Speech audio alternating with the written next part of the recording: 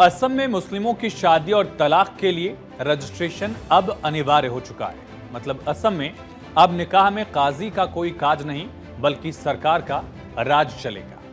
दरअसल असम विधानसभा ने मुस्लिम शादियां और तलाक रजिस्टर करने वाले 90 साल पुराने कानून असम मुस्लिम marriage and divorce registration act 1935 को रद्द कर दिया। 1935 का जो कानून था आजादी के पहले का, उसको रद्द करने का बिल पास कर दिया है और इस बिल का नाम है Assam compulsory registration of Muslim marriage and divorce bill 2024।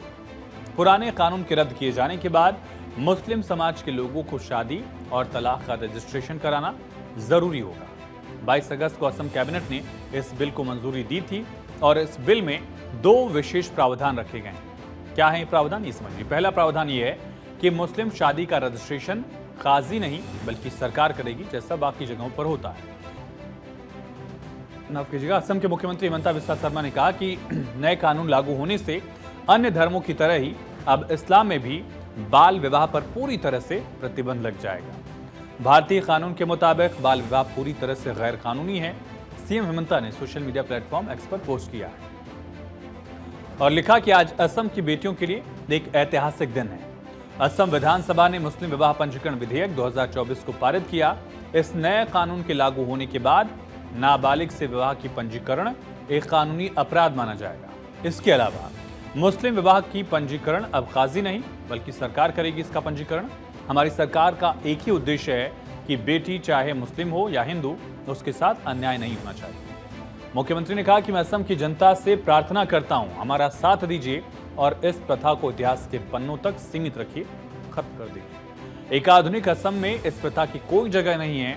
एक बार फिर से हिमंता ने इस बात को दोहराया। और इतना ही नहीं, सीएम हिमंता बिस्वा शर्मा ने साफ किया कि राज्य सरकार मुस्लिम पर्सनल लॉ और इस्लामी रीति रिवाजों से होने वाली शादियों में कोई भी दखल नहीं करेगी। ये उन्होंने क्लियर किया कि शादियों में कोई दखल नहीं है, बल्कि उन लोगों को सिर्फ एक ही बात कहनी है कि इस्लाम द्वारा निषिद्ध शादियों का पंजीकरण नहीं होगा। विपक्ष ने असम सरकार के इस फैसले को मुस्लिमों के प्रति भेदभावपूर्ण बताया। विपक्ष का कहना है कि चुनावी साल में वोटर्स का ध्रुवीकरण करने के लिए इस एक्ट को लाया गया है।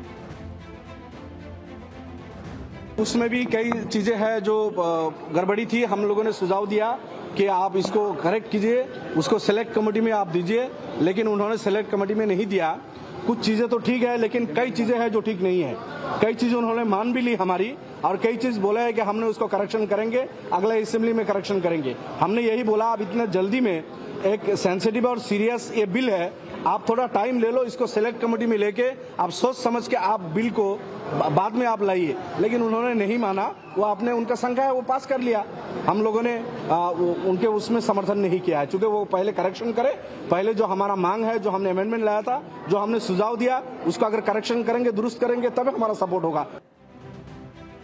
चलिए अब आपको ये भी बताते हैं कि आखिर पुराने कानून में क्या था और पुराना कानून कब संशोधित किया गया। दरअसल इसमें यानी कि असम मुस्लिम marriage and divorce registration act 1935 का जो कानून था, पुराना कानून, यह एक निकाह और तलाक के रजिस्ट्रेशन की प्रक्रिया तय करता था। 2010 में एक्ट में संशोधन करके स्वैच्छिक शब्द की जगह अनिवार्य शब्द जोड़ा गया। इसके साथ असम में मुसलमानों का निकाह तलाक का रजिस्ट्रेशन 2010 में अनिवार्य कर दिया गया था। दूल्हा दुल्हन की आयु कानूनी तौर पर विवाह योग्य ना भी हो तब भी शादी का रजिस्ट्रेशन कर सकते थे। समझिए, अगर 21 साल का लड़का नहीं है, 18 साल की लड़की नहीं है, तो भी शादी का रजिस्ट्रेशन हो सकता था। ये पुराना कानून था।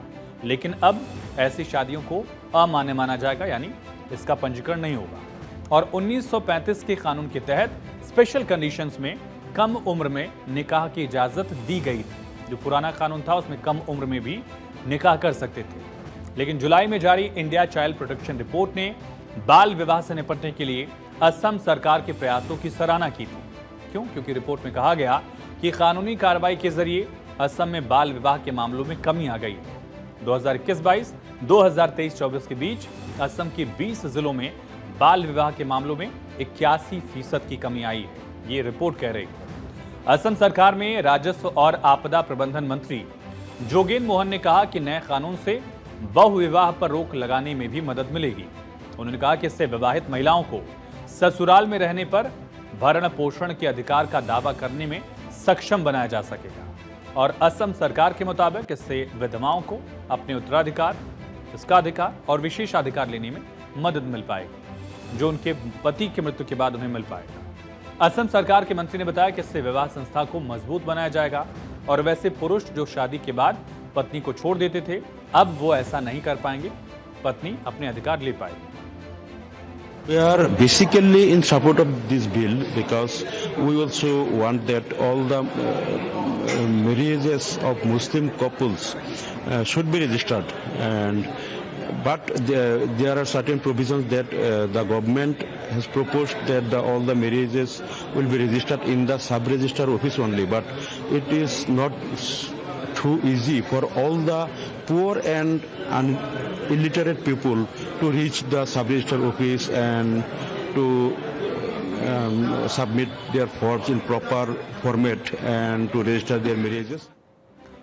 तो विपक्ष के विधायकों को आपने सुना, और ये विधायक भी डायरेक्ट बिल का विरोध नहीं कर रहे हैं। बदरुद्दीन अजमल की पार्टी AIUDF, उनके विधायकों ने इस बिल का डायरेक्ट विरोध नहीं किया, बल्कि कहा इसके कुछ प्रावधानों में और सुधार हो सकता था, लेकिन बिल को लेकर थोड़ी जल्दबाजी दिखाई गई। हालांकि उन्होंने ये भी कहा कि हमें ये वादा किया गया है कि आने वाले वक्त में इन संशोधनों के साथ ही इसमें और सुधार होने की जो गुंजाइश है उस पर विचार किया जाएगा। लेकिन इससे एक बड़ा बदलाव माना जा रहा है। 1935 का एक्ट, उसमें 2010 में संशोधन हुआ और अब सरकार एक नया बिल पास कराकर, एक नया कानून बनाकर इन तमाम कुरीतियों को, जो बुरी प्रथाएं हैं, उनको एक तरह से खत्म करने के लिए ये कानून बनाया है। और उसमें सबसे बड़ा बदलाव ये होगा कि जो बाल विवाह के मामले थे उसमें कमी आएगी, और इसको लेकर हेमंता की सरकार ने पिछले 2 साल में बड़ा एक्शन प्लान भी तैयार किया था। कई जगहों पर गिरफ्तारियां भी हुई, जो भी बाल विवाह कर रहे थे वहां पर तुरंत कार्रवाई हो रही थी। और रिपोर्ट भी इस बात की तस्दीक करती है कि हेमंता की सरकार में 81% बाल विवाह के मामलों में कमी दर्ज की गई है। अब ऐसे एक्ट के पास होने के बाद महिलाओं को और जल्दी इंसाफ मिलेगा, ऐसी उम्मीद की जा रही है।